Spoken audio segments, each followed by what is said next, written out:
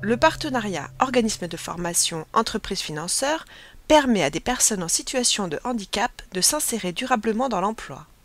Cela s'inscrit dans le cadre de la loi de février 2005 qui renforce l'obligation aux entreprises et aux administrations de plus de 20 salariés d'employer au moins 6% de travailleurs handicapés de leur masse salariale. Si elles ne remplissent pas cette obligation, elles doivent verser une contribution à un organisme appelé l'AGFIP.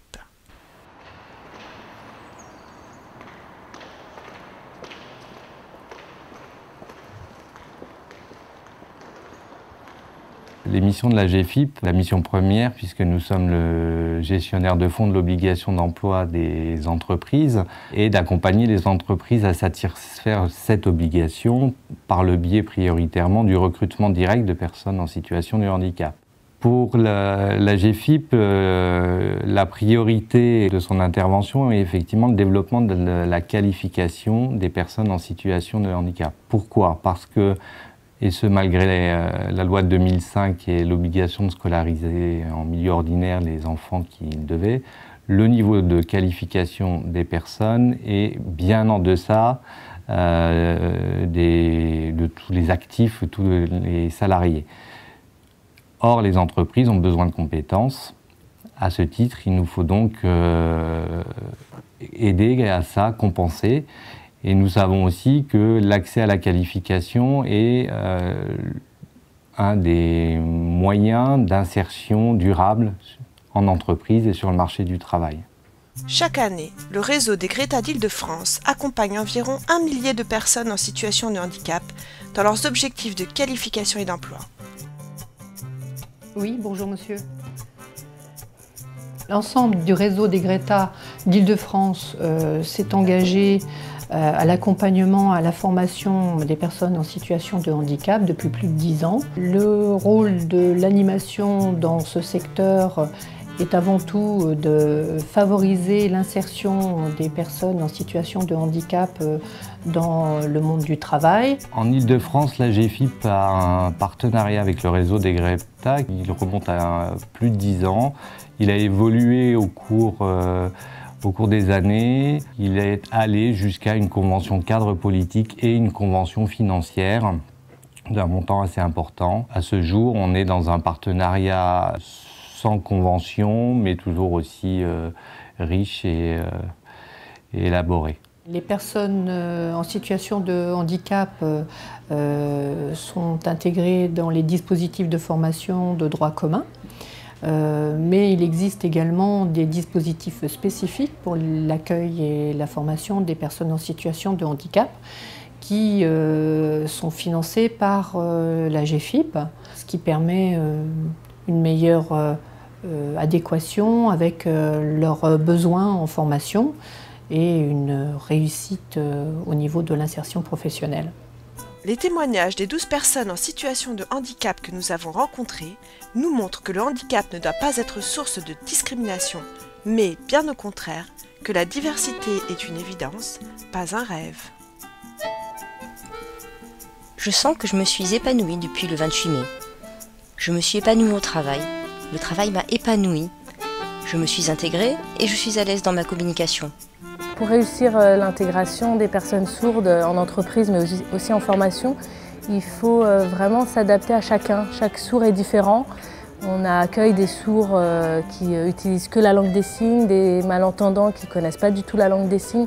Donc il faut vraiment avoir un esprit d'adaptation et leur permettre à chacun de s'exprimer à leur manière et de vraiment s'adapter à leur rythme aussi, à leurs besoins. Et l'intégration se passe très très bien. Même au niveau de la communication, il n'y a aucun souci. Avant de faire ce bilan de compétences, j'avais un peu peur. Peur de changer de métier. D'autant plus que je ne savais pas quoi faire.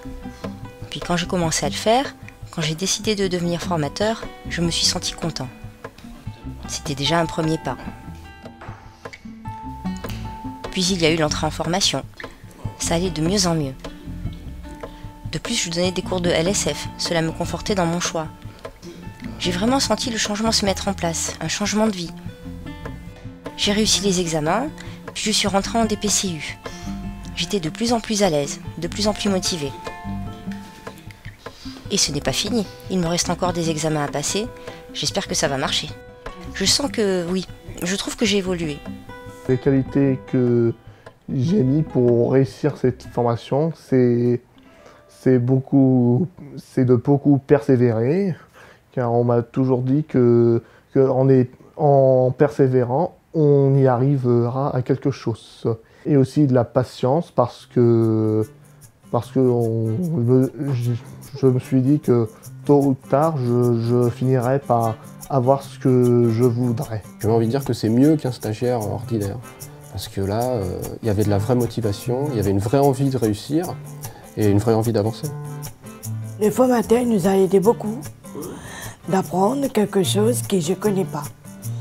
Ça m'appelait et ça m'intéressait beaucoup.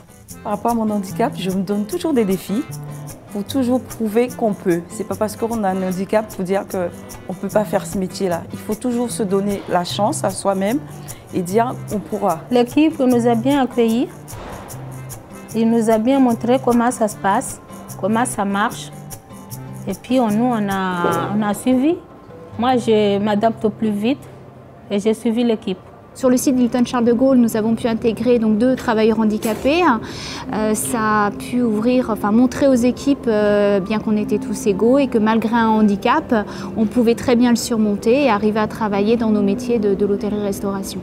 Alors le conseil que je donnerais, c'est ne pas se sous-estimer, se mettre comme tout le monde et se dire oui, on peut y arriver. Voilà. C'est le projet d'une entreprise, c'est le projet de collaborateurs. C'est le projet d'un groupe qui se dit, tiens, peut-être qu'à un moment donné, j'ai l'intérêt d'intégrer les personnes qui rencontrent des difficultés. Et qu'est-ce que moi, dans mon rôle d'employé, de DRH, je peux faire pour réussir cette intégration?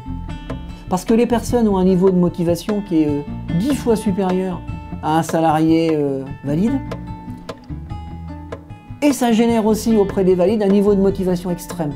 Donc c'est juste une question de volonté d'intégrer les personnes handicapées. C'est juste une question de volonté. Moi, le conseil que je donne, c'est que dans la vie, il faut avancer et à grands pas. Il faut faire cette formation. Ça aide énormément dans notre vie professionnelle. Ça nous prouve qu'on est capable encore de faire quelque chose, malgré notre handicap. On m'a donné une chance et je l'ai saisie. Et si c'est à refaire, je le referai. Voilà. J'ai choisi le métier d'aide médico-psychologique car il m'apporte une grande richesse. On fait du social, il y a le relationnel, le travail en équipe, la réflexion, le recul, les échanges.